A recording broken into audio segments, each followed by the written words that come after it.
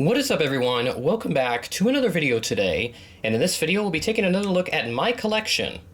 Today we'll be taking a look at my fleet of 3D printed aircraft. So when I was putting this together, I was actually a bit surprised as to how large my 3D printed fleet is. I didn't think I had that many, but I was kind of forgetting a few for a while there. But now that I have it all put together, you can see just how much I have, and this is mostly of aircraft that you wouldn't otherwise get in 1/400 scale because they are quite tiny, and quite frankly, for a lot of these manufacturers like Gemini, NG, and Phoenix, there's no interest in making these because there's so many of them, and they're all usually privately operated, and there's really no need to do like specific registrations unless, you know, you're one of those collectors who are very like specific about registrations and all that, so there's really kind of no need for them, and that's why we don't really see manufacturers doing a lot of these 3D printed aircraft. You can see just how many of them we have lined up, a whole bunch of jet aircraft, a good mix of prop aircraft, and even a couple fighter jets in there as well, some military aircraft also included within this collection. So go ahead and get started way down here at this end, and just kind of go from left to right here with the aircraft that I have here. So start off with these 8 aircraft, and up on the top, so these are the Cessna 404 Titans that I have. I've used them as Cessna 402s before because they're basically almost the same aircraft. I think there's a couple differences, but nothing too major, so I've been able to substitute those and use it as 402s. And, you know, because I've done that, I've kind of thought that they are 402s actually, but I do remember getting them as 404s quite a while ago. And I think these were one of the first Shapeways that I got. I think, no, actually the 750s, they're actually in that same order as well. We'll take a look at those in just a minute. But you can see those are the 404s, and usually with, back when Shapeways used to be around, some of these sellers, they would sell multiple of these aircraft in these smaller scales, and from that one notable seller, the WWW guy, I don't remember the rest of his username, he used to sell like 4 of these smaller propeller aircraft in some of these sets, which was really cool. So you get like, spend like 20 bucks for a set, and you get 4 of them, which is really cool. So the cost per plane is like $5, which is really cool. But yes, so there's a look at the 404 that I have here. I'll just put it on my hand so you can see it better, because the white on white obviously doesn't work the best. And then right below that, we do have my Cessna 172, and this is the smallest aircraft in my collection, period.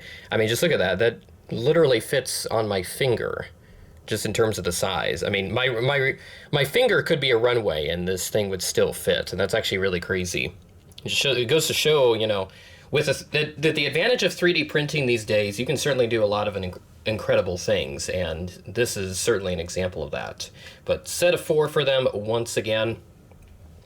It sucks that Shapeways went down because, yes, they did file for bankruptcy, so the sellers that were on there, I think they moved on to like their own dedicated platforms, and it's just unfortunate because that was a really awesome place to get these little aircraft. But you have JetSet models trying to come into the game, and they haven't announced any new aircraft, as far as I know, in a little while. But hopefully they'll change that in the future. So now we move on to some of like the more general Shapeways aircraft that I have, and then the 2 JetSet aircraft, which we'll actually take a look at first. These are the newest 3D printed aircraft in my collection, and the first in, actually no, not as long because some of the other ones over there. But this is a Gulfstream G650. That's the blue stripe and then also the green stripe. And this came in the same set. So nice that he does the different colors and all that just to differentiate the aircraft and gives you that extra level of customization.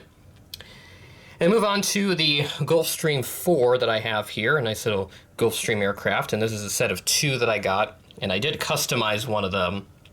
Gave it like red winglets and red engine nacelles on it.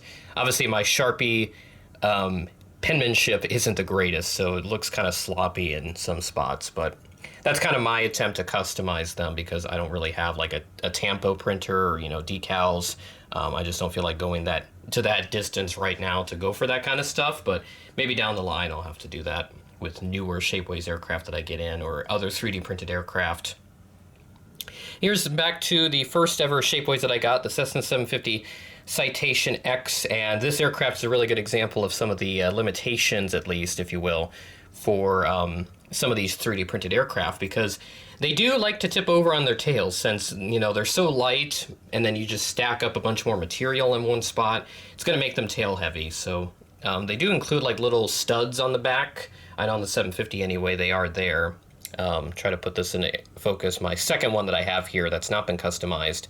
You can see the little stud that's there, and obviously I cut that off not knowing what that was for. And now they kind of sit tail heavy, so now it's like really a balancing act to try and get them to sit straight and not, you know, tip over onto their tail. Thankfully, this one isn't tail heavy, the Bombardier Challenger 350. Only one of these I got, since that's all they sold. So it's just kind of nice to pull out an aircraft and not have it be connected to like a little scaffolding structure or whatever, a little, whatever they call them with the 3D printed, where they have to print the planes, multiple of them, and put them in like a little structure, if you will, with the extra material they have to cut off later. And I think these ones also were like that too. Beechcraft 1900D. This one I customized with a United Express tail for retro FSD. You can kind of see it there. It's very, very tiny. So zoom in's not exactly going to be the best thing in the world, but you can kind of see it there with the little tulip and the blue tail that I just printed just using traditional paper because I don't have like a decal printer or anything. So yeah, there's that one. And then the second one I just left blank because I wanted to use this for other uses and all that fun stuff. And then moving on, the last of this aircraft on this side anyway, we have a little King Air 350, Beechcraft King Air. A lot of these are common in Sioux Falls, so figured I'd get one of these, but I haven't really used it in a Sioux Falls update because they're like a dime a dozen, like seriously. Some of the hospitals here in town, they have a couple based out of Sioux Falls, both, well actually no, I think it's just Sanford that has them. Avera, they have like a PC-12 that they use, but I think they may have a King Air sitting around somewhere that I can't recall right now. So I'll move on over to this side where we have a couple commercial jets actually, because yes, so CRJ 900s. This is back before Gemini jets actually released them themselves, and this is a Delta one that I tried to customize, and yeah, I did registration November 824 Sierra Kilo, which is just 3 numbers off of the one that Gemini actually did, 821, back in 2021. And I think, yeah, I finished customizing these like literally days before they made the announcement for the March releases, and it was like, okay, yeah, this is a Delta CRJ 900. So no need for that. So I haven't really used it all that much because I have the Gemini, of course. And then also customized one with a Mesa house livery. Because these flew into Sioux Falls quite a bit, but now they don't anymore because they're operated by United now. And then Gemini released it in 2022, so I haven't really used this one all that much and have used the Gemini one instead. So these were placeholders before Gemini went all in on the regional craze that everyone was going crazy about back in late 2020 into 2021, especially when those Delta CRJs were selling for $1,000, $1,600. Oh, the memories, the precious memories. So completely different times.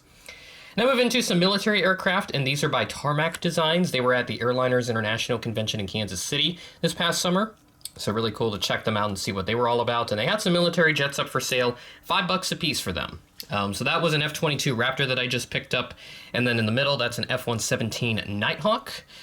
Printed black, of course, because that was the color that the aircraft was in, because they used like a special material. I think it was like, it wasn't titanium, I don't think they used, but they used like a really special material, I think.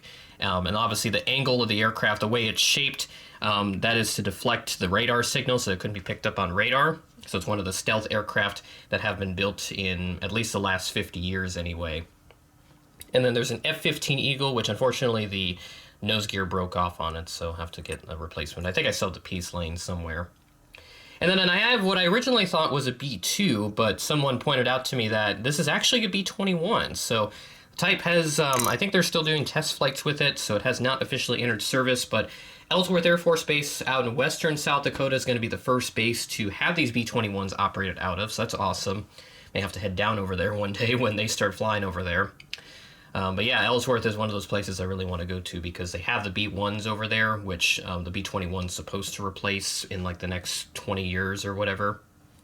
So I really want to get down over there and spot one of those because those things are loud. I mean, I've watched numerous YouTube videos of the takeoffs and they're just ear-splitting. So imagine hearing one of those taking off. That's probably why they don't come here, because they're so freaking loud that, you know, you can't have them operate anywhere near like populated areas, because if you turn on those afterburners, God forbid, you know, that's going to cause a lot of problems. But they do operate them out of Nellis, and that's close to Las Vegas, so I guess really just depends on the circumstances, but we really have I really have no use for them except at like air shows, because I remember the 2016 air show, we got one of those B1s, and yeah, that's the last time I remember seeing one. Really, the only time I've ever seen one. So enough rambling about that. That's a B21 right there, and that, my friends, is the entire 3D printed collection. Really cool collection that I have, and I'm eager to build this up a little further as we go down the line. But of course, with Shapeways now bankrupt and those sellers having moved on to other things and the prices just not being great anymore, JetSet models I think is going to be the future for 3D printed aircraft, and I'm eager to buy more of their products down the line. So we'll be eager to do that if they release more aircraft. And certainly a lot of examples that can be made. I could list them, but I've already gone too long with some of the other aircraft that I rambled on about. So certainly, if you have any suggestions for what 3D aircraft you want to see, comment below. Let's talk, because that's what I like to do. I love talking. That's what I did a whole bunch of in this video. With that being said, thanks for watching, and I will catch you in the next video.